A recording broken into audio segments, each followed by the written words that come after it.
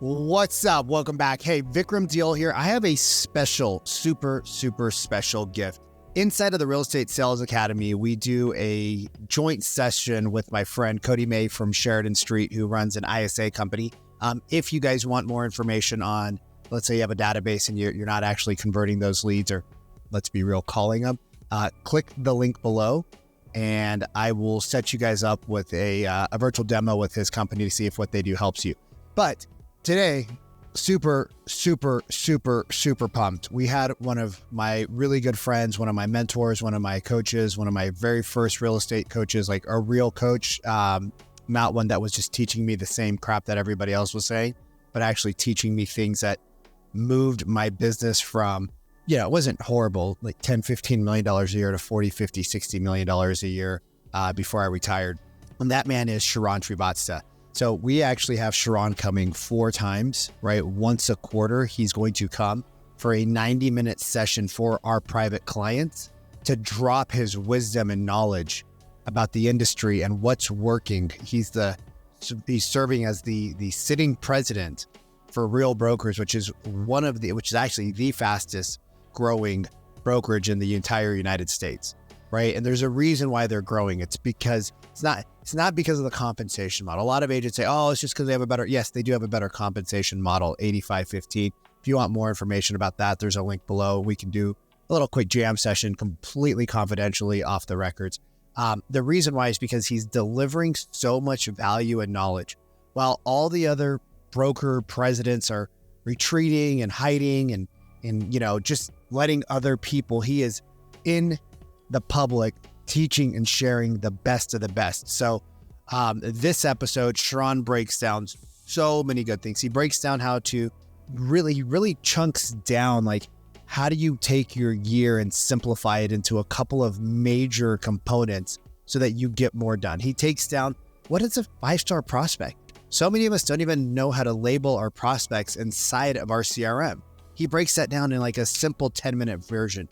He breaks down why having buyer agreements and how to get buyer agreements in this market is so much harder than being a listing agent, because it is, right? By the way, before I give Sharan the stage, if you've been at plateau, if maybe you're a brand new agent and your team or your broker doesn't have training, maybe you're just like, I'm on fire, but I'm not closing as many deals as I want. You guys, inside of the Real Estate Sales Academy, we have multiple programs. We have multiple access points. We have multiple price points based off of where you're at, how much you need, how fast you're trying to go. Maybe you're a team leader and you've struggled building your team, right? They're doing okay, but they're not crushing it like you wish they were. Maybe it's because you don't have the adequate training process, right? You don't have the buyer, you don't have the listing presentation, right? You don't have the expired script, the open house playbook, right? All the things that top agents have, but they don't know how sometimes to share, right? A lot of agents come to us and they crush it, right? They're like 3, 4, 5 deals a month and they want to get to 6, 7, or 8, or they want to bring on a team member and they brought on teams in the past, but the team member didn't do well. It's because you have an internal knowledge that you have a hard time sometimes getting to the new agent, right? And if you're kind of tired of like, let's be real, if you're tired of the Tom Ferry, the Mike Ferry, like the same Vulcan 7 Red X expired script that everybody uses, that you hate asking the questions of, that piss people off, and you want something new, we teach human behavior, human psychology. We teach how your tone, how your pace, how your language patterns, how your oohs, ahs, and ums actually trigger either neutrality in the prospect or it triggers sales resistance in the prospect. So if you're ready to see maybe a different way than kind of the gurus that have never been inside of a home with Mr. and Mrs. Jones before, if you're trying to maybe see a new way and you want some help, and you're like, I think I could do 50 million. I think I could do 80 million. I think I could be a top agent or an even better agent, work less, make more, right? Stop banging my head against the wall. Click the link below to book in a virtual demo with me, right? Not somebody on my team, with me, to see if we can find those hidden gaps, right, in your business that are causing you to lose some of the opportunities that you and I both know should be going to you. All right, I love you. And now my main man, Sharran Srivatsaa. First off, thank you guys. I appreciate being here. I appreciate the opportunity to come and share. In a lot of ways, I'm just like you. I talk to clients just like you. I'm in active conversations just like you. I go to arbitration just like you. I went to court yesterday. So hopefully you never have to do that. Just like hopefully not just like you. I have a lot of friends on this call, and super great to see Mr. John Penny. Super great to see Ms. Kernwan. Super great to see so many of you that I know and love for so many years.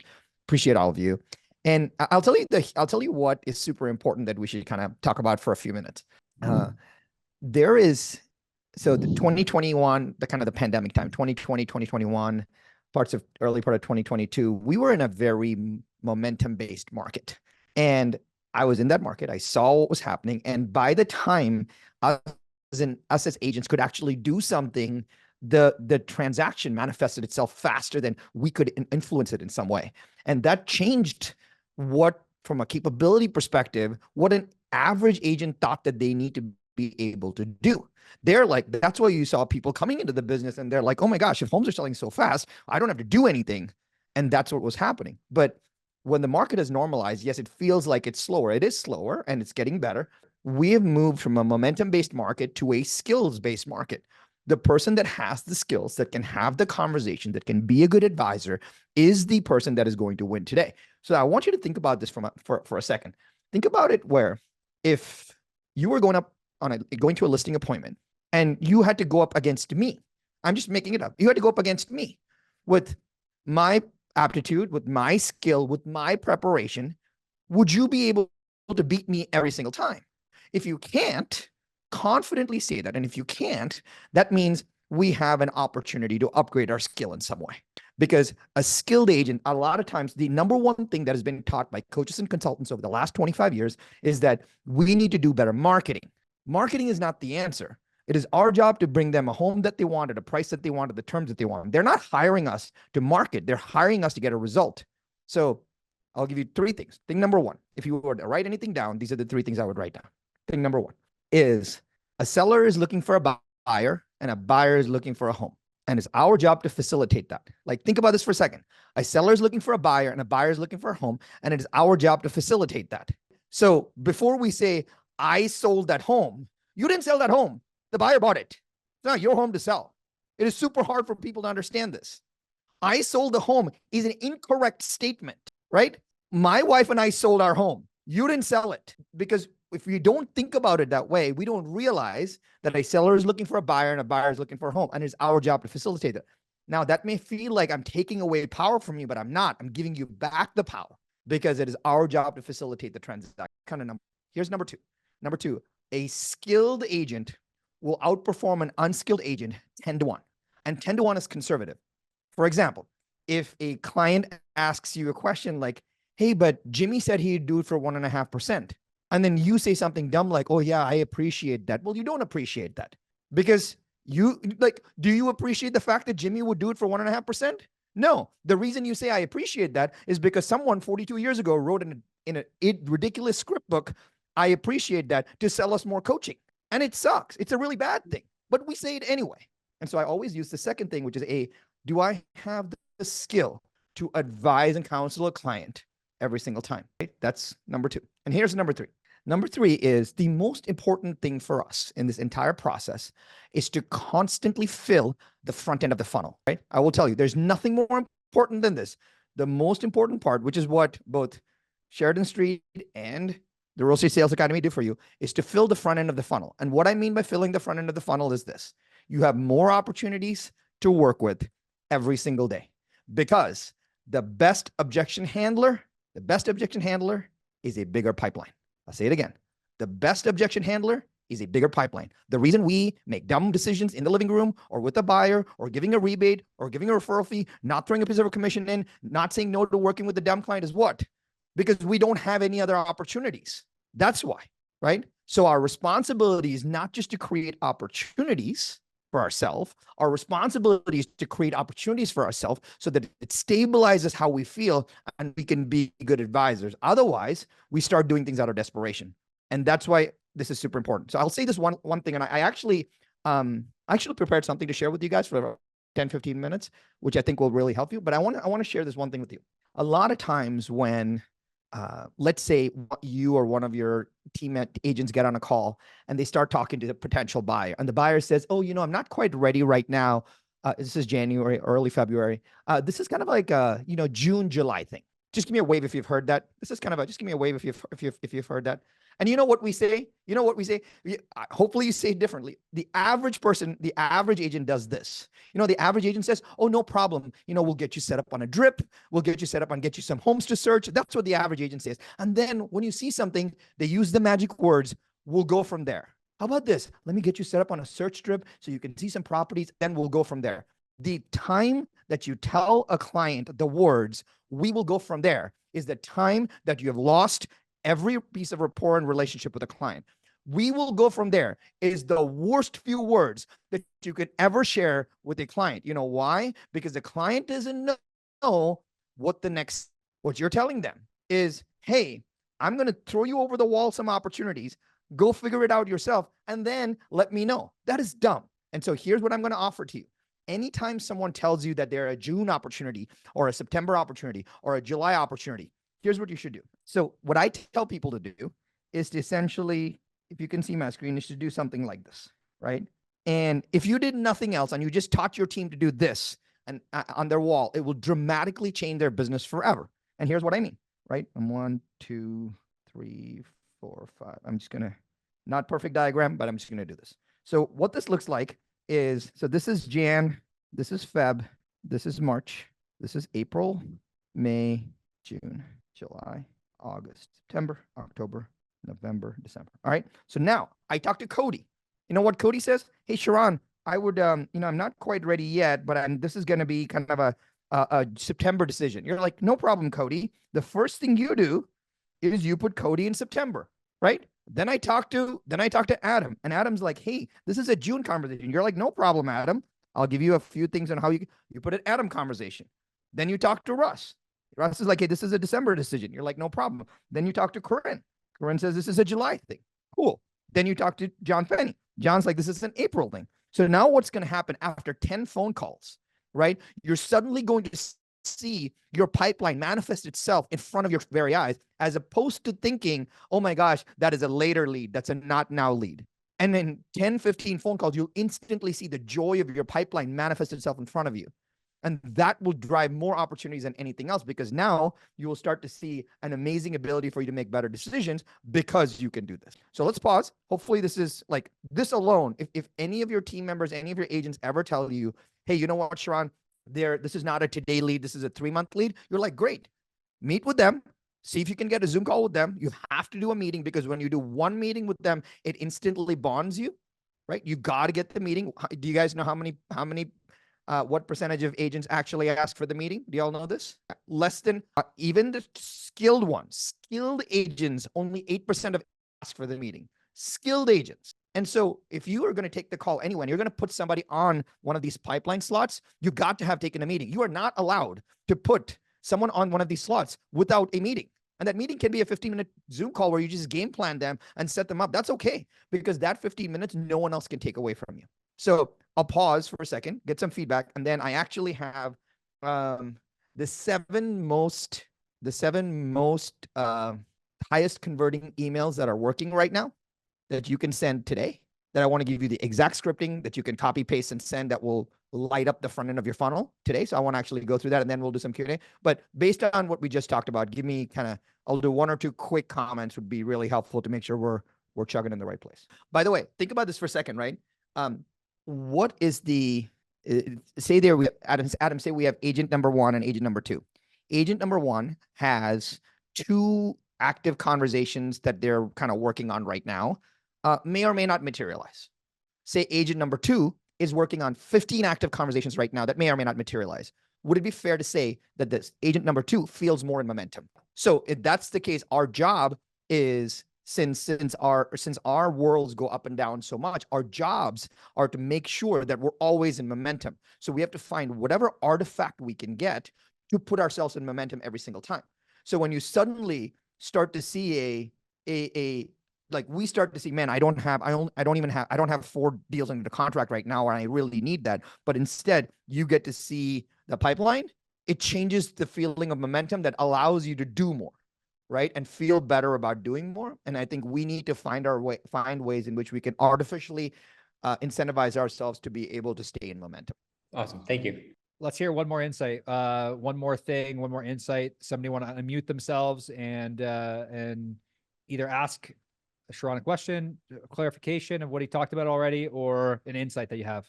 One more person can unmute themselves. Yeah, I have some insight for sure, Sharan. I love the fact that you just mentioned booking the appointment, even with a long-term lead. Typically, to be frank with everybody on this call, I don't do that.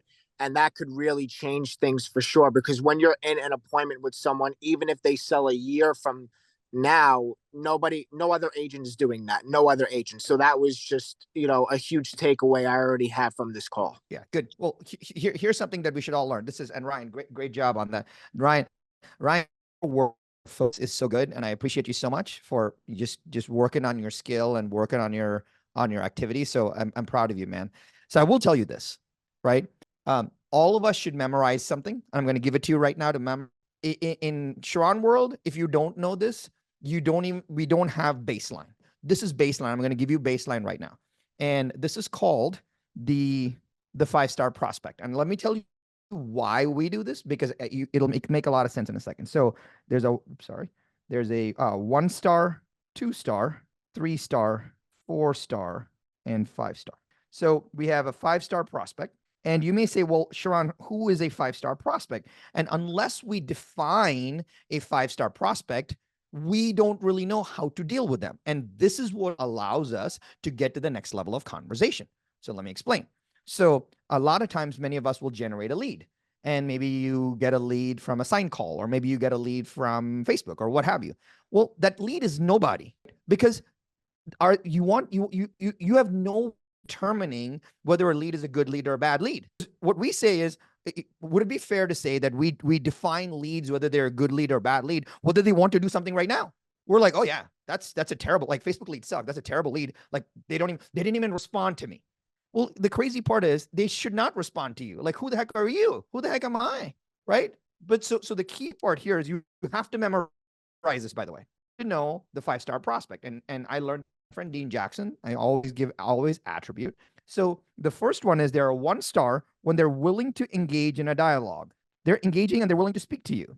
So if a lead is not talking to you, they're not even a 1-star prospect. So our job is to do what? Our job is not to send them more properties. Our job is to get them to talk to us. We instantly want to show someone a house. Like, that's crazy. They didn't even want to say hi to you. Why would you want to show them anything? Here's a prospect. Here's star number 2. They are friendly and collaborative. And what does friendly and collaborative mean? You send them something, they respond with something. Maybe they respond with a smiley. Maybe they respond with an emoji. They actually want to talk to you, because do you want a bunch of clients who are jerks? No. And most people, when they're friendly and collaborative, that sets the tone for a really good advisory relationship. That's why we all want you to be happy. By the way, Corinne and I have a great relationship. Corinne will tell you this. Corinne, I'm just putting words in your mouth. Because you're awesome. There is zero reason, right? How I started a relationship with that client is how it's going to end. If they were a jerk in the first place, Corinne, you're like, I know where this is going to go. Like, I guarantee you, you know where it's going to go, right? And so it's our job to kind of sort that up front. But by the way, did you notice I've not even started to pre-qualify them? Ooh, have you talked to a lender? Like, no one cares about talking to a lender, right? Number 1, are they willing to engage in a dialogue? Number 2, are they friendly and collaborative? Number 3, do they know what they want? Do they know exactly what they want? I'm not asking them if they're ready to move. I'm not asking them how many homes they have to sell. I'm not asking them anything. I just want to know what they want. Now, I'll actually take you through how this makes sense. Then I want to know when they want it. Once I know all of this, then I can tell you if they want you to actually help them. So let's take us through this. So let's say somebody came to your open house and you didn't get a chance to talk to them. The number 1 job is what? Not to ask them, hey, do you want to go see more homes? The number one job is to just get them to engage. So the question is, so let's say I had Cody's number and he came to my open house and he registered and there's 15 groups that came in. What is my job? My job is to just get them to engage in a dialogue. I just want them to respond. And so if there's a text message, trying to get them to respond in some way. I'm not trying to get them sell them anything, right? And I want to go, are they friendly? Then if I got them to respond, they're a 1-star prospect. Now I need to take all my 1 stars to do what? Not to get them to buy anything, to see if they'd actually continue the dialogue, if they're friendly and collaborative. Then I can ask what they want. Then I can figure out when they want it. So in your talk tracks with people, the rapport is important, because if they're willing to engage in a dialogue and they're friendly and collaborative and they know what they want, then you can start to figure out when they want it. So if someone has told you, hey, I want a 3-bedroom, 3-bath, that is near XYZ schools, and it has to be 500 or less, you know what they want. This is good, but you don't know when they want it. So the question you would ask is this. You would ask a sorting question. It would say, hey, Cody, so I understand. Looks like you're looking for a 3-bedroom and 3-bath in Laguna Beach, California. You need it to be in Armstrong schools. Hey, by the way, is this like a Q1, Q2 project or a Q3, Q4 project? What did I do? I restated the what, and then I asked them for the when. Because now if they say, oh, this is a Q3, Q4 project, you're like, oh, that's great. I totally understand. Hey, just out of curiosity, is there something in Q3 and Q4 that's driving this, or is it just a personal preference? Oh, it's driving this because we need to be in Armstrong schools by, August, September. Oh, got it. Totally understand. So we're looking for a 3-bedroom, 3-bath in Laguna Beach, under $1 million. It has to be in Armstrong schools before, and you want to ideally move before like the school year starts, for your son, Neil, right? Awesome. Hey, for some reason, if this timing doesn't exactly work out, is there any leeway in it, or is there any movement around it, or do we have to hit this timing? Oh, God. Yeah, we have to hit this timing, because if we don't do this, then it affects XYZ. Oh, got it. Completely helpful. Then now you're like, hey, would it make sense for us to, grab a cup of coffee and like game plan this together? Because since this timing is so important, I would love to kind of lay out a game plan, whether we work together or whether you do this yourself. I think laying out a game plan on the various timelines so that you can sync the other parts of what you're working on in your life would be really good, so that this doesn't become a last-minute fire drill. Would like a 15-minute Zoom call where I can draw it out for you, would that be helpful? What did I do? Right? I went through and I said, hey, are you willing to engage in a dialogue? Yes. Are you friendly and collaborative? Yes. Do I know what I want? Yes. Now they're a 3-star prospect. Do I know when they want it? Yes. Q4. And do they want you to help them? Yes. I got a meeting. I'm not doing anything that you don't know how to do, but I'm going through it in a structure right now. Instantly, if I said, hey, do you want to get together and have a game plan meeting? They're like, whoa, bro. It's like one pretty across the bar. And you're like, hey, no, like, you don't want to go out with it. Like, you just want to have a conversation. Like, can I buy you a drink? It's easy, right? So this is also really good from a database perspective. If I were you and you don't have your database organized in any tagged system kind of way, my suggestion would be to consider tagging them as 1, 2, 3, and 4, and 5-star prospects. Therefore, if you are feeling low on your inventory, or you're feeling low on your number of deals, what you would do is you would sort your prospects by 3 and 4, right? Because you know what they want and you know when they want it. Those are the fastest people to moving. So you take all your 3s and you figure out a when. You take all your 4s, which is the whens, and you figure out a how. And that's super helpful. Instead, why do people not like making lead follow-up calls? Because every single lead follow-up call is different. And so you're like, man, I'm going to call this person. Don't really know what to say. You say things like, oh, I'm just checking in. Like, it's dumb, right? Nobody wants a I'm just checking in call. Like, and do any of you like a I'm just checking in call? Nobody likes a I'm just checking in call. So it's our job to always say, hey, I know you're here. I want to take you to the next spot. So we need to be very, very mindful of the 5-star prospect. And that allows you, your talk tracks, your skill-based thing, to easily take people to the next level without it being aggressive on them. Pause. So feeling good about the 5-star prospect? Does that sound right? I made a podcast on this. I'll try to, if someone finds it, you can drop it in the chat. I will drop it. It'll be good for you to listen. So I'll answer a couple of questions. What is the best opening line? Instead of saying I'm just checking in or follow up. Good. So the question is, so if you're It varies, Alex, on who you actually are talking to. So if you're talking to somebody that you know, you would ask the opening question differently. If you're talking to someone that you don't know, you would ask the opening question differently. There's a lot of things in the real estate industry, and they call these opening fact questions. Here's my response to opening fact questions. They can go shove it. No one wants opening fact questions. That is the dumbest thing you've ever heard. Because Sharan, give an example of what that means, because a lot of people know what that means, but some people might not. So let's kill it from the vocabulary if we're using it. Yeah. So I'll tell you what you should do, and then we can talk about various things and what you should not do, right? You want to approach every conversation so that the other person feels at ease. If for some reason they don't feel at ease, we have missed the boat. So for example, if it's somebody that you don't know, you want to use this framework. It's called the reason, relevance, invitation framework. And I'll take you through it in just a second. So the reason, relevance, and invitation. So let's say I was calling Alex. I'd be like, hey, Alex, this is Sharan with Real from right here in Laguna Beach. The reason I'm calling, what am I doing? Instantly.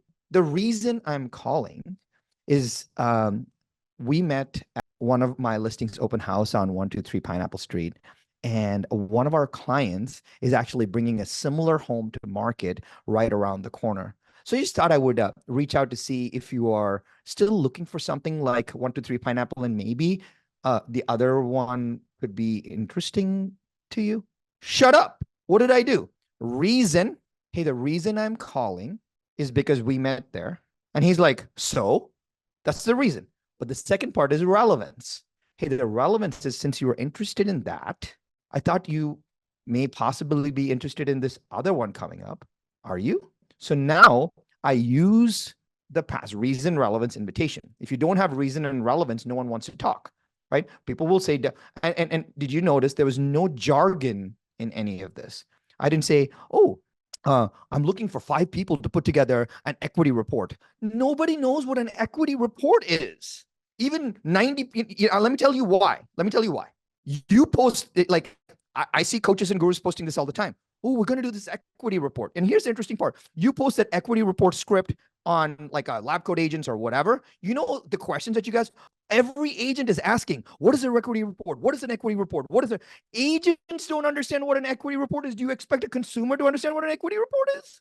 We think we're so cool. And you know why people use equity report? Because the CMA has been too played out. You know why people use CMA? Because home valuation has been too played out. So we start to use jargon that completely breaks rapport. Now, is it okay to use equity report? Yes, only if we define it. Of how you would define it, but it's only if you define it. So if it's someone that, so this is the second version. So let's say Alex is calling me. Let's say I'm Alex's client. I don't like saying past client, by the way, because that means like I'm dead, like private client, like I'm Alex's client, which is cool. And Alex is like, hey, Sharan, it's Alex. How's it going? And I'm like, hey, good, Alex. Hey, Sharan, this is it's a quick business call. Can I run something by you? I'm like, of course. What did I say? Hey, this is a quick, which means I'm not going to take a lot of your time and I'm going to get right to the point. Oh yeah, Alex, totally. What's up? Hey, hey, Sharan, I talked to one of my clients, and they are a family of 4 that are relocating from Scottsdale, and they want to live in Laguna Beach. And literally, we have looked at every home around the corner. And the reason I'm reaching out to you is because now I know why I promised my client that I would reach out to every single one of my clients in Laguna and just kind of ask if they have heard of anyone in kind of Bluebird Canyon area is thinking about selling or even renting their home. And how I would respond is, Alex, hey, thank you, man. Totally cool. I don't know of anybody. Do you mind if I kind of think about it? And if anyone comes up, I'll let you know. Oh, Sharan, thank you so much. It totally makes sense. Would it be okay if I just sent you a short little text message with this, so that if you see or meet anybody, you can easily forward that? Would that be okay? Oh, of course, Alex. That'd be great. Awesome. Hey, Sharan, thank you for always supporting me and supporting my real estate business. I really appreciate you, man. Done. What am I doing there? I'm getting compliance, congruence, and commitment at the end of the call. Hey, Sharan, thank you for always like supporting me and supporting my real estate business. Now I'm like, oh my gosh, he just thanked me for supporting his real estate business. I better turn around, get the text, and do something with it. Otherwise, I'm incongruent with what the compliment that Alex just gave me. This is called labeling. I want to label them as a smart person, because when you label them as a smart person, they will think twice before they do something dumb, because they have to be congruent and consistent with the label that you gave them. So if you think about this, this is all not hard. Like, there's no scripting associated with it. These are all just frameworks. So that was a really, really good question where, and if you're calling somebody, so we talked about someone that you don't know. We talked about someone that you know. There's also people in the middle. There was a great question in the chat, which was, let me actually like read it out. Alex asks, what is the best opening line instead of saying I'm just checking in or following up, right? You want one of my coaches, Fred Wilson, he talks about this. You want to, the easiest way to get in the slipstream of a conversation is to do what we call vending opportunity, right? So you want to vend opportunity. You'll always deal with something specific a lot better than someone will do something with something general.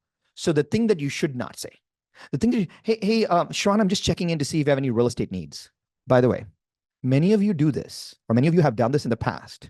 No one woke up in the morning thinking, really want to talk to Alex about my real estate needs today. Like, nobody did that, because you're not entering the slipstream of conversation. And the reason people say that, and I'll tell you why. Some crusty old coach 42 years ago wrote in a script book to try to sell you coaching, to say shit like that. Don't do that, because it does not drive any opportunity. Instead, what you want to say is to think about, you're calling for a reason. Always have a reason and an opportunity to call them for. I would call and be like, Alex would probably like, hey, Sharan, it's Alex. How's it going, man? And you're like, hey, Alex, good. And then you say, hey, this is a quick business call. Can I run something by you? Sure, of course. Hey, Alex, Sharan, hey, what would you do if I shared with you that we have a property that would actually pay you to own it? Think about the framing around that. What would you do if? Hey, what would you do if I told you blank? What would you do if I told you that we had a property that would pay you to own it? What would you do if I told you that I got the smoking deal that a couple of my friends are actually investing in? And I wanted to reach out to you to see if you would like me to share things like this with you in the future. Hey, what would you do if I told you that there are 3 or 4 properties that are actually going to have significant price reductions in the next 2 weeks? Would you want to know about it? Now, what are they going to say? Not really. Cool. No problem at all. I just promised my clients that I would make sure that they know about the deals that are coming on the marketplace. So if you think of anybody that is looking for a deal or looking for how to get into like Laguna Homes, can you just send them my way? Because I want to make sure that they see the deals that are not on the market yet.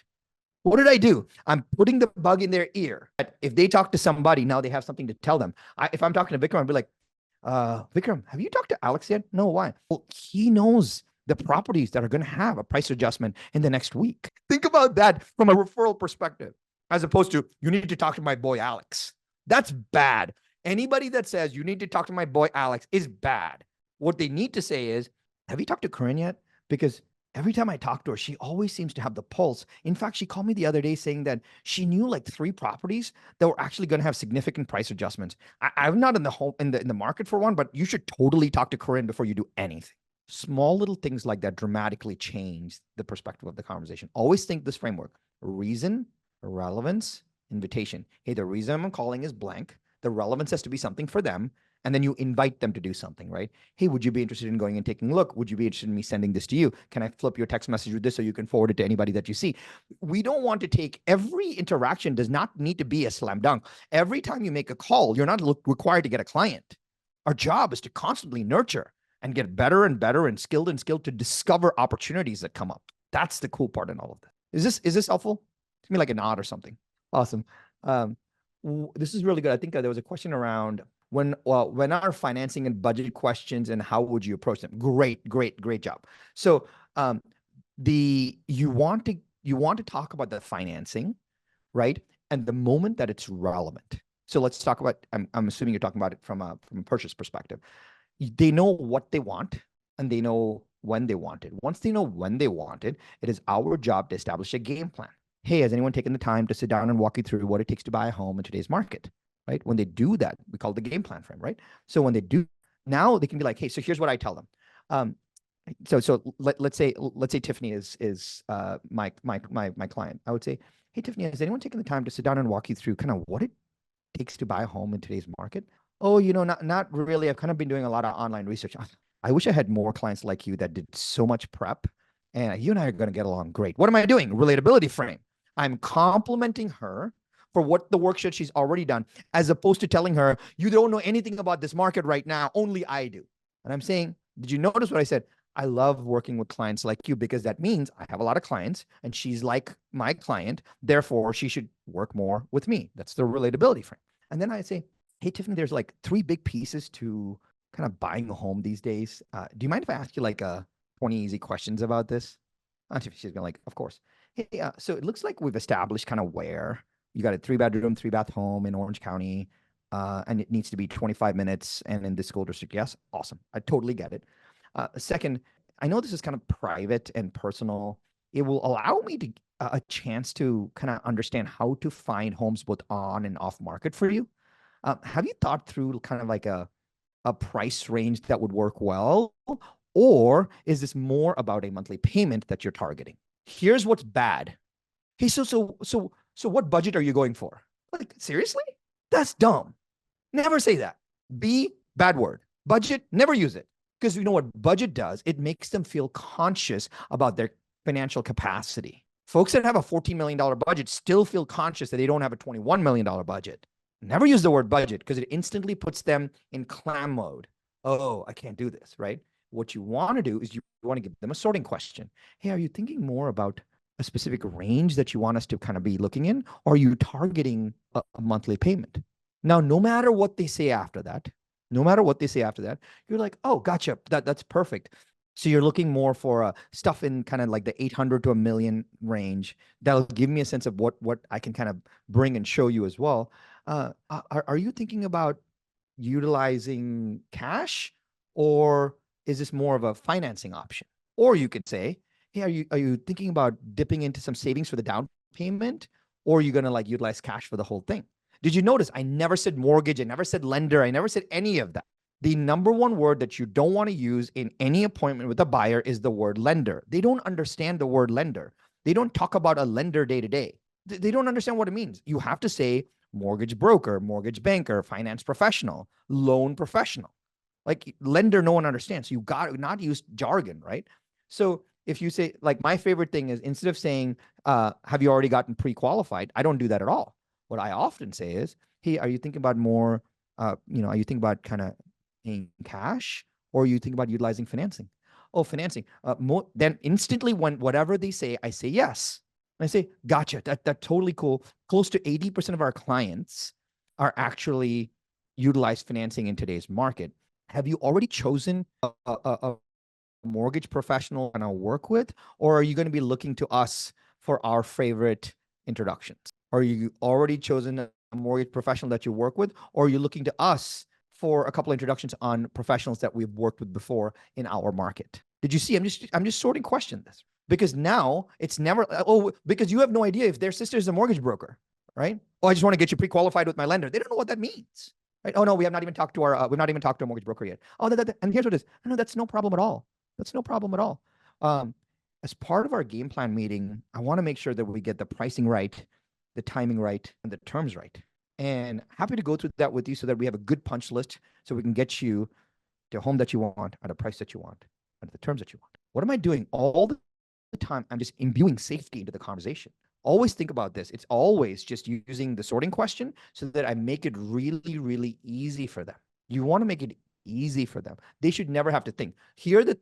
I know a lot of people, and I'm sorry if Vikram and Cody use it. I have gone away from using this. The words that we've been taught to use, open-ended, just give me a wave if you've been taught to do open-ended questions. All right, half of us. Open-ended questions are dumb. Never do open-ended questions. You know why? You're forcing the client to talk about things in a language pattern that they've never actively thought about. So you can't say, like, what's important to you in your next dream home? Are you serious? Dumb. Never say that. Never. You know why? Here's what you should ask instead. Are there any non-negotiables for you when we actually get this? Because they have no idea of what it is. Instead, they have no idea how to answer it. What you always want to ask is you want to ask the inverse. You want to make it easy. The inverse goes like this. Hey, Cody, just more than what you would like in a home, I want to make sure that I don't put anything in front of you that you don't like. could you give me like a few things that you definitely don't want in a home? That is a significantly better question. Ooh, tell me about your ideal home. That's just bad because they don't think like that, right? Most homeowners are single issue voters. They want like one thing. I have a 3-bedroom, 3-bath, and I have 2 kids. I have another kid on the way. My single issue is I need a 4-bedroom, 4-bath. I'm a single issue voter. And you want them to tell you that. It's a lot easier for people to tell you things that they don't like than they tell you things that they like. For example, just give me a wave if any of you have children. Any of you have children? About half of us. Children that you know of? Maybe a few others? Okay, 2 of you. All right, cool. So here's we go to dinner as a family. And the number one painful thing in the car is my wife will say, all right, so what does everybody want for dinner? That is the worst conversation because no one can agree on that. I guarantee you have gone through that. You know what we say instead? All right, where don't you want to go? I don't want pizza. I just ate pizza yesterday. I don't want a burger. I ate a burger yesterday. Can we please just not get Chinese? Awesome. So no pizza, no burger, no Chinese. Can we go to Thai? Done. Right? Otherwise, if I say, can we go to Thai? I don't want to do it. Dad always gets his way. That's what happens. Yeah, Corinne, of course, right? So it is let me tell you why. It is significantly easier to think about and write down and express what we don't want than it is to say what we want and then have to justify it. Because what do we say? I want a Lambo because. We don't need that. There's no because. I want a Lambo. That's it. So we want to find things that we ask questions about that are easy for them. Easy for them. Here's my last frame on this. Here's what they need to get off the call with Ryan and say these 2 things. These 2 things. Oh my gosh, that was so easy. Oh my gosh, he's so nice. Those are the only 2 things that they need to get off the call and say. They are never going to say, oh my gosh, Ryan is so smart. No client ever thought that. No client. So if you're trying to come off as capable and smart and resourceful, all of that is useless. No client ever thought that. What they want is they want an easy, convenient transaction. They need to get off the call and say, oh my gosh, that was so easy. Oh my gosh, he's so nice. When you do that, instantly, what do you get? Friendly and collaborative. They know what they're willing to engage in dialogue, friendly, because they always want to talk to nice people. If you create that with a tonality, then they're in your world. And when they're in your world, it's easy to influence them. Yeah, Scott, you're spot on. How can you make this easier for them? That's why you always ask sorting questions. Sorting questions are easy. By the way, if you don't know how to sort, Scott, that's awesome, man. If you don't know how to sort, by the way, if you don't know how to sort, like if you said, like when someone walks into your open house, hey, hi, I'm Scott. Like, what brings you in today? Like, what brings you in today is dumb. Like, don't ever ask somebody that. It's an open house. What do you think brought them in today? Like, they came to see the house, right? So you say, hey, did you see the signs or did you find us online? Right? It's a sorting question. So I can't not answer that. So I say, oh yeah, I saw the signs. Now, when you say you saw the signs, oh, awesome. And you can make a joke. It only took our team like 45 minutes to put up 200 signs today. We wanted to make sure everyone got to see. Hey, do you live in the neighborhood by any chance? Or are you visiting? Did you see? I could instantly go. Now they can't say anything. It's like, it's super easy. I got to keep it easy for them. And the conversation goes down the right path because you can easily get to friendly and collaborative pretty fast. That's why this is super important. Got a question here for you, Tiff, from Tiffany. Could you share some recommendations for staying updated with market trends, technology advancements in the real estate field to ensure long-term success and adaptability? Tiffany, a great question. Can you, this is, by the way, this is good for all of us. If you, whether it's real estate or anywhere else, if you don't understand the question perfectly, please ask for some clarification. So Tiffany, question for you, if you could unmute, could you maybe say that differently or ask it a little differently, please? Sure. So 5 words or less, maybe. Technology changes so fast. How do we stay up with it? I mean, just as an example, we were on a call with Cody yesterday and he showed us YouTube ads and it was like the best hour that I've spent all week doing anything. But how the heck do we find that? And how do we stay up with it? Great question. So is it okay if I give you an idea around it? Yes, please. So when learning new things, I use this, and it's funny because I can't randomly come up with stuff if you don't actively use it, right? So this is what I personally do is I think about my world in a few different ways. So this is the thing, and this is Q1, Q2, Q3, and Q4. All right. So I divide my life into a few different areas, and so we'll make it really easy. So I'll make this up, and then you can change it if you would like. So I'll just say there's like 4 areas, right? So maybe I've got a family area, maybe I've got a money area, maybe I've got a skill area, and maybe I've got a tech area, right? Just go with the idea. So my job is to give myself the grace to saying that I don't have unlimited time, but I'm going to grow. This is what I call the growth grid. I'm going to give myself time and permission to only work on these things because I don't have time and permission to work on everything. So I'm going to say, hey, for my family in Q1, I'm going to book all trips. And that's my only goal. That's a big rock that I've gotten done. But on the tech side, hey, in Q1, I'm going to learn YouTube ads. That's it. So I know my Q1 goal is YouTube ads because then Vikram or Cody come up with this new SEO idea. You're like, that's cool. SEO is a Q2 thing. Because otherwise you have competing priorities and you're like, man, I'm FOMOing everything right now and I'm not getting anything. It's impossible. Now, the reason for this is that when you only have one slot, so in this case, right? In this case, I'll call it I'm going to give myself, let's say in this case, to make money, I only have one slot. I can only do one thing. I'm respecting my ability to only do one thing. So Tiffany, what I'm thinking is, all right, if I only have one slot and I can only do one thing, now it forces me to increase the quality of that thing that I do. And so if I told you, hey, you have 5 hours before you take a trip to Bora Bora, and you can only work for 5 hours tonight before you go pack. The reason we're all ultra efficient with those 5 hours is because what happens is we ultra prioritize the highest valued impact of what happens in those 5 hours. You choose really well. The thing that we have in our heads, the problem is we just think that we have unlimited time, and then we get mad that we don't have unlimited time, and then we get FOMO for not having unlimited time. Therefore, we're like, how do I know all of this? So give yourself a framework and permission to saying, hey, because here's the cool part. If you put in place, if you put in 1, 2, 3, 4 extremely thoughtful money-making machines into your business in 2024, you are going to win big time. But now you have to choose which 4 to put in because you only can do 4 in 2024.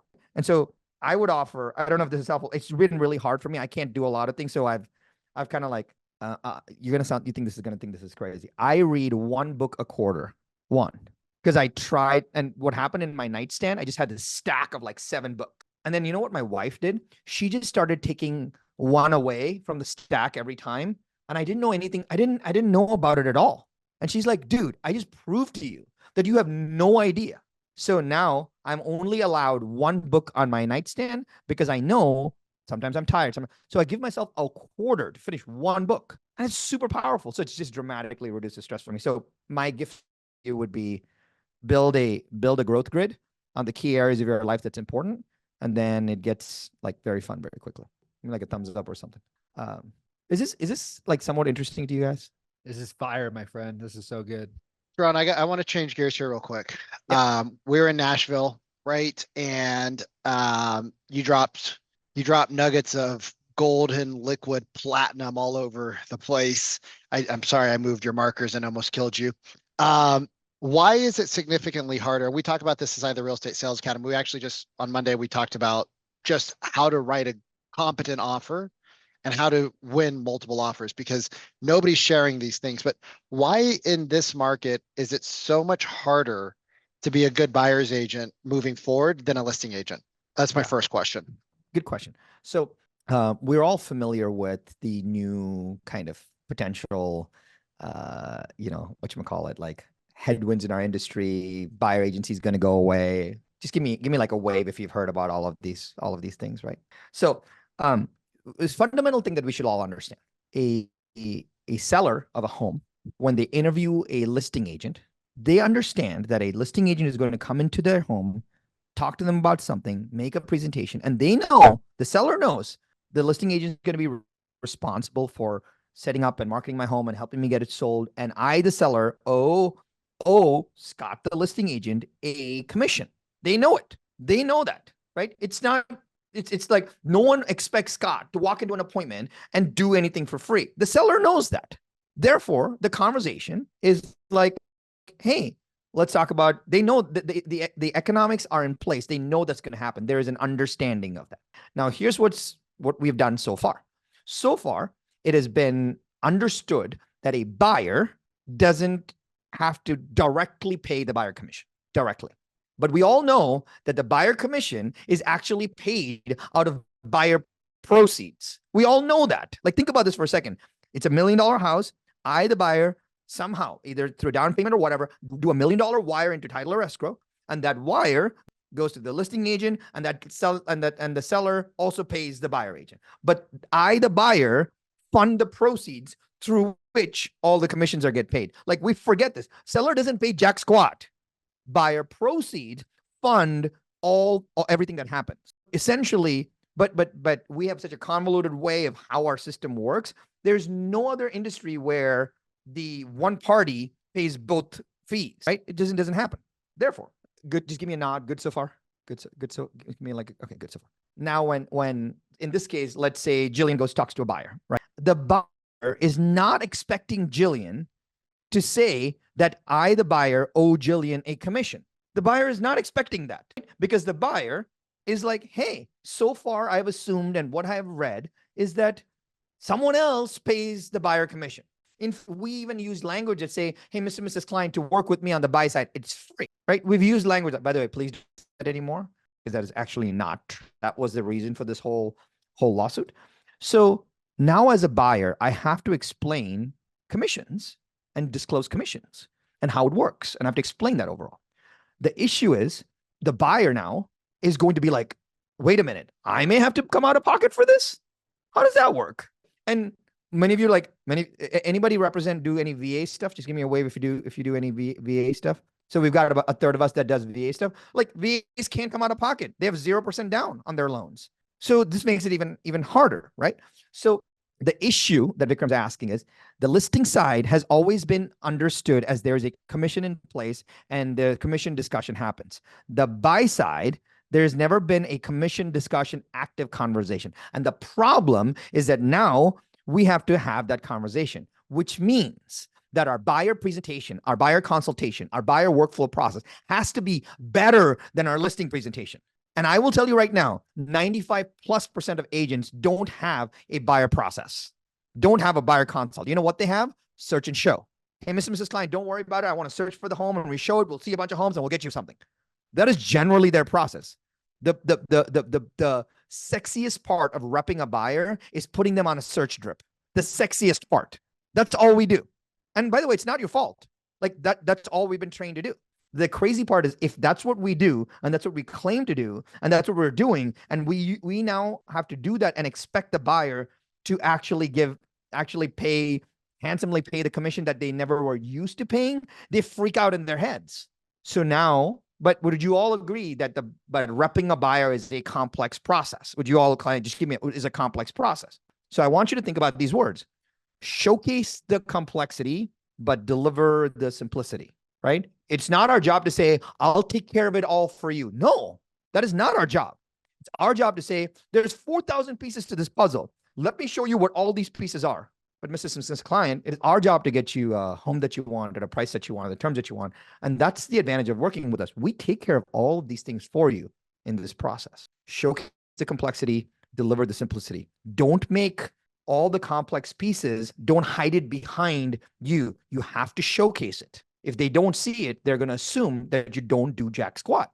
Now more than any other time, having a great buyer presentation is more important than having a listing presentation. In fact, more and more, just because the market gets better, we're going to see more agents leave the industry, because there are more agents that when they come in new, they're like, I can just open a door. Those people are going to get completely crushed. And so our buyer presentations have to be better than our listing presentations. Like, think about that for a second. That's what's important. I have a quick question for you, Sharan, because obviously a lot of the clients that we work with are teams, and while they might have a buyer presentation or a buyer consult laid out in their systematic approach towards, getting a buyer under contract, we already know that in 17 states, this is required. This is going to get rolled out all across Canada and the US. Like, it's coming down the pipeline. How do team leads effectively train and manage and track that their teams are actually implementing their buyer presentation process? Yeah, good question. I think Vikram has something, but I'll just say something really quickly. Good question.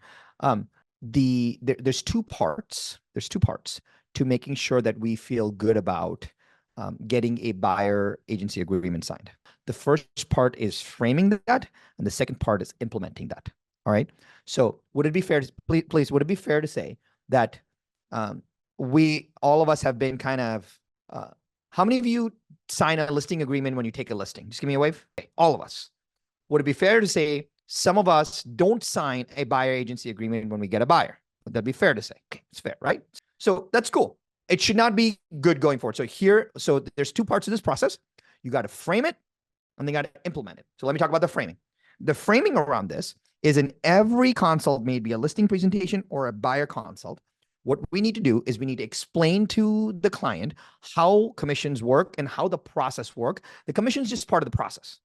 So here's how I would present it. Hey, Mrs. Client. So let's say it's a buyer. I say, hey, Mrs. Client, I want to take you through how real estate is actually done in the state of California. There's actually two key components. We call them contracts and power players. Contracts are the documents that are involved that get us the home, and the power players are the people that help us get the home. I want them to realize that they don't know everything. Think about what I'm saying. I want them to realize that they don't know everything because they think that they can just see a home on Zillow and go get it directly with the listing. I want them to realize it. Then I say, so let me explain how this works. There's 3 contracts in place, right? And by the way, it doesn't matter what state you're in. Some of these exist in some way, right? Hey, there's a listing agent that works with the seller. The listing agent is an agent that brings their home to market that works with the seller. And the contract that binds both of them together is called the listing agreement. Here's a copy of it. Put it on the table. Cool. When we work together, you are a home buyer. I'm super excited to work with you to get you a home that you want at a price that you want, at the terms that you want. But our relationship is defined by a buyer agency agreement. And this allows me to go to work for you to get you this home that you want at a price that you want, the terms that you want. I can't, by the way, I cannot say this before I've talked about the listing agreement because that gives me precedent and purpose that if a seller has an agreement with a listing agent, the buyer, of course, it makes sense to have an agreement with me. And then I say, but then there's one more contract that brings it all together. We call it the purchase agreement or whatever you call it in your state. The purchase agreement is between the buyer, you, and the seller, and that is represented by escrow or title or the lawyer. Think about this for a second. What is the role of anyone in Florida? Anyone in Florida?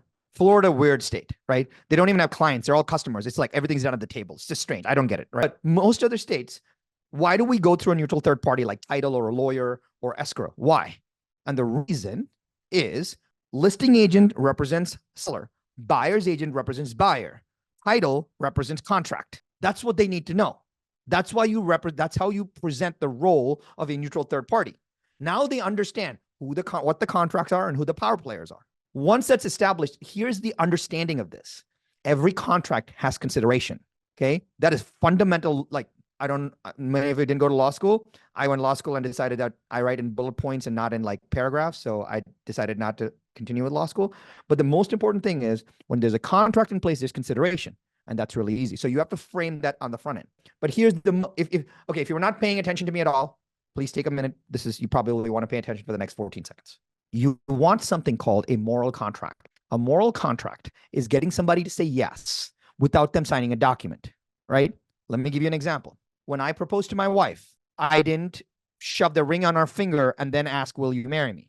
I asked, will you marry me? And only then put the ring on her finger, right? So that's exactly what we need to do. So a moral contract would be something like this. Hey, Scott, since you told me that you're looking for a 3-bedroom, 3-bath in Orange County, has to be in Armstrong schools and roughly in the $800,000 to $1 million range. But the most important thing is that you want to get to move into the Armstrong School District by August, September when school starts. Is that right? Awesome. Like now they're like, hey, he's tracking with me, right? Hey, I'm assuming that if we can find you a home that you want at the price that you want, or the terms that you want, you have no problem working with us to buy it. What did I do? Right? I said, hey, if we can find you a home that you want, a price that you want, the terms that you want, you have no problem working with us to buy it. Oh yeah, of course. Done. What is that? Moral contract. Now I can present an agreement. There's multiple ways to present an agreement. The aggressive way is to say, great, here, sign this. Without your loyalty, I'm not going to do jack. That's hard. That's harsh. That's hard to do. I'm not the way to do that. So the one way to do that is to say, hey, one of the things that we're going to do over the next 2-week period is we're going to find what we call a catalyst home. We're going to find the home that as a benchmark home that we're going to write an offer on. We're going to go through this process because we have no idea how fast this market works. And one of the things that I do with all our private clients is I ensure that we go through the process as a dry run, just as you would on our rehearsal, on the rehearsal dinner. Oh, I get it. It's a rehearsal dinner. And then what you do is when you write that offer, you say, during this offer process, we're going to do three things. We're going to find the home that you may actually buy. We're going to write a contract that you may actually have. And we're going to get through all the contractual paperwork so that you don't have to do it again and we can move fast. Right? So now I find the house, I write the offer, and I include the buyer agency agreement. And I tell them when I include the buyer agency agreement, this one thing. Hey, Mr. and Mrs. Client, the reason we have this buyer agency agreement is because you had shared with us that if find you a home that you like, you're good working with us. Yes. They'll say yes. Well, what is important is this document shows the seller that you agreed to that. And that shows your seriousness in this process. See what I did? This document tells that same thing to the seller. And that shows the seriousness, because then you can say, if I, Corinne, was a listing agent and I got 5 offers and 3 of them had buyer agency agreements and 2 of them did not, and I was coming to you as a seller, I would tell you to take these 3 offers way more seriously than the other 2. Ah, I get it, right? You got to always invert. Otherwise, they never get it. No conversation around loyalty or any of that crap. Tell them exactly how they're going to win. Pause. Helpful? Can you use some of that language? You want linguistic moral contracts because people will not go against what they said yes to. Hey, Mr. and Mrs. Klein, I'm assuming that if we can introduce you to a property that will be the right fit for you, I'm assuming you have no problem working with us to buy it. That's it. You want that moral contract before you ask them to sign something.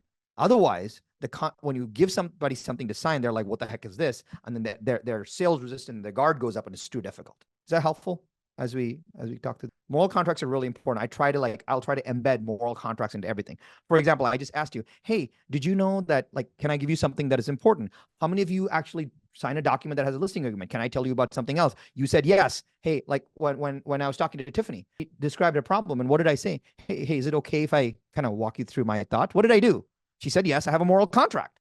She gave me permission to describe to her my solution without me thinking that I'm better, right? I'm just sharing my idea with her because she gave me permission to do so. Now, because of that, she has more rapport and she's open to it.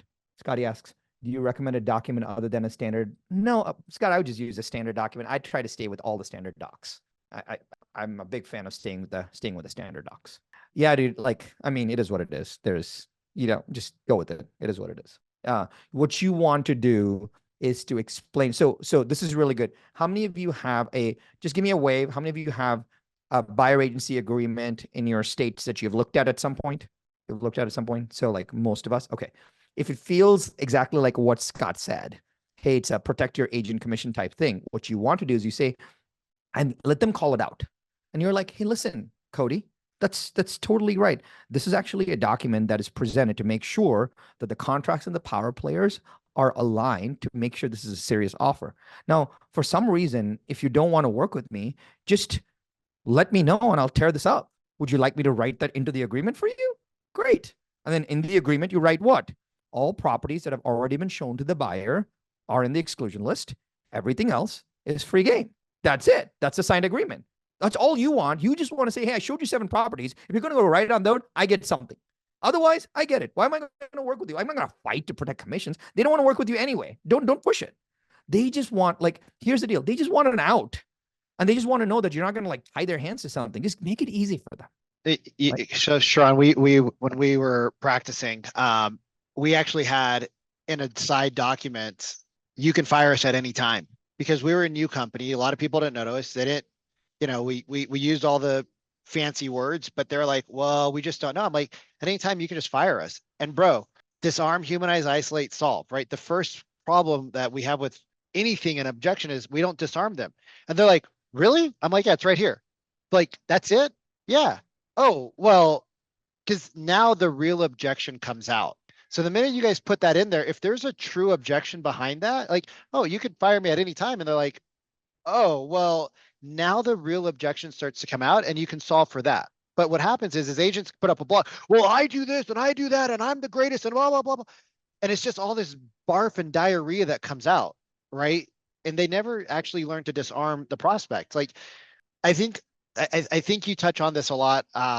When you're disarming people, because in everything, even when people want to come over to Real, you have big teams coming over and they're like, oh my God, we're going to do this, we're going to do that, we're going to lose all this. And it's like, they start to fear vomit all over you. How, like when you're disarming people, right? Like, what are you doing to disarm them? Like, so what are some of the ways that you do it? Because obviously you're the goat and we're all just little billy goats trying to be the goats. No, not at all. So the big part, there's three parts to the disarming process that you don't have to utilize, you just have to think about, right? The first part of the disarming process is to accept its importance.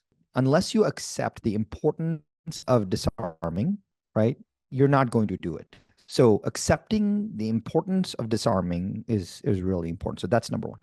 The second is the awareness that they are not in neutrality. So would it be fair to say that right now I feel like I'm in a neutral state? Would that be fair to say? Just give me a nod if that feels right, right? So you know now that you don't have to disarm me. I'm in a neutral state, right? I'm good. I can handle it. But if I said, hey, Vikram, this is all totally cool, but like Jimmy said he'd do it for 2%. Did you notice what happened? I'm not in a neutral state. So now that you've accepted that disarming is important, the second most important thing is having the awareness. I had a spike. I had like my emotional volatility jumped up, right? And as soon as you realize that, our job is to say, cool, before I say anything or try to crush this objection, nobody crushed an objection. Crushing objection, bad. If you're on stage and like you're talking to these great, these people that have memorized their lines and they crush their objection, they have literally destroyed their rapport with their client. No, you never want an objection crushed. What you want is for them to say at the end, I understand. That is when you have won. So number one, accept disarming is important. So can I just get a nod that we all agree that disarming is important? Just give me like a quick nod so you accept it into your DNA. Cool.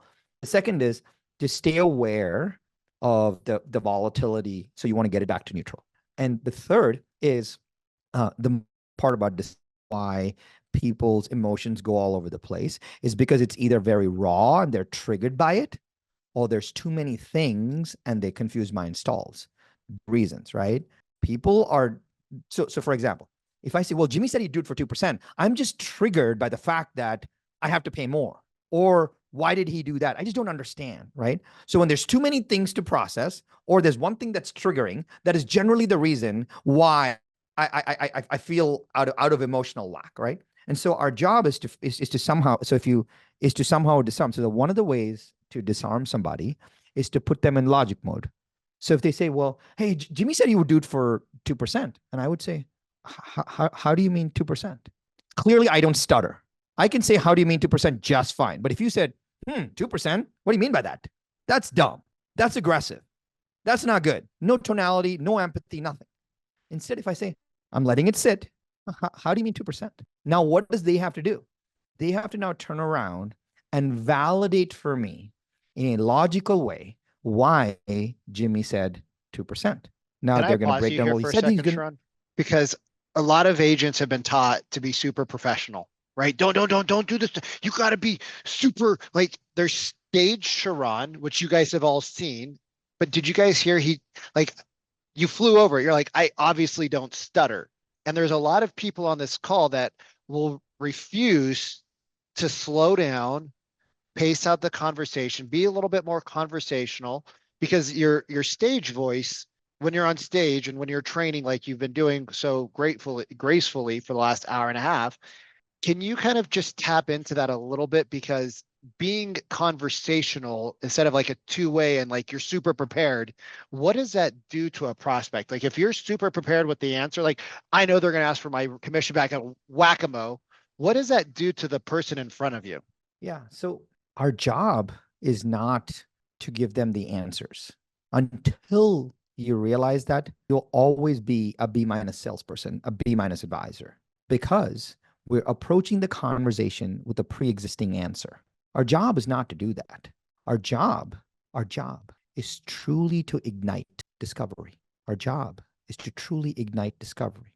Because if Javier says, Sharan said something and something clicked for me, I've ignited discovery for him and I facilitated the process. And when he realized, understood, got the epiphany, we co-created that relationship, and that energetic bond is very hard to replace.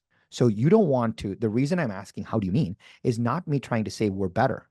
It's me trying to show them that that 2% was just the tip of the iceberg. And once they articulated everything else, they realized themselves that we have a better opportunity to work with us. Our job is not to give them the answer. Most people in most stages on most coaching companies, whatever, we'll put them on stage and they have to like crush this objection. When they do that, they come into the conversation with the answer.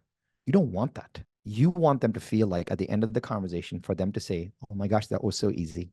Oh my gosh, he's so nice. If you do that, you will get more referrals, then you will know what to do with, right? So a big part of this is to approach a conversation. So a lot of times what I will do, I know the answer. Like when I get on an attraction call or when I get on a listing appointment, I know what they need to hear. I just don't want to give it to them in the first 2 minutes because I want to ignite the discovery for them. Because at the end of the call, they're like, man, that was so great. Like he just walked us through everything. I feel so good. They don't say he was so good. They say, I feel good about working with him. Think about the difference. They don't say Vikram is so good. They say, I feel, everybody wants them. They're in the center of their universe. You got to give them discovery so that they feel good about working with you, right? So the fastest way to do this is to, the isolation that Vikram talks about, the fastest way to do this is to isolate them and have them share what they're thinking. So sometimes people are like, well, hey, this whole thing is really complex. What happens there? I see awareness that I need to de-escalate. And so my job is like, oh, no problem at all. No problem at all.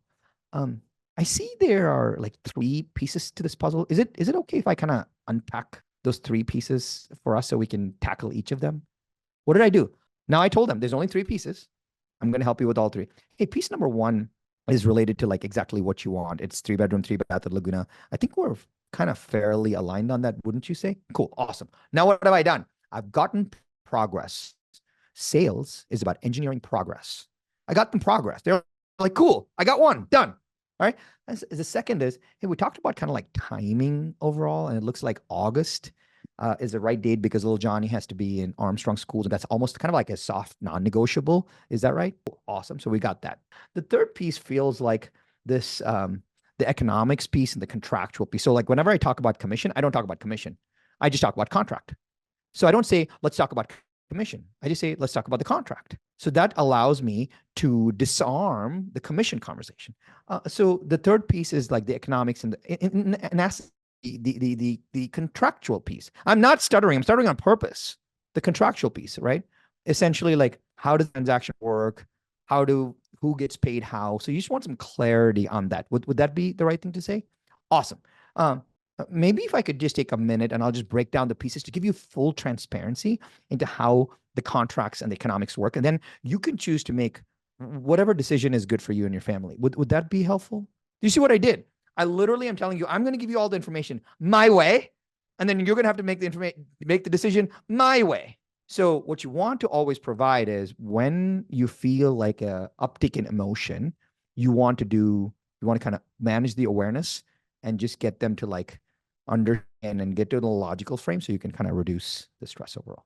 I got to jump in a minute, but like hopefully, can we do something, something that would be super interesting to me? I actually went off of think for a second, spotlight.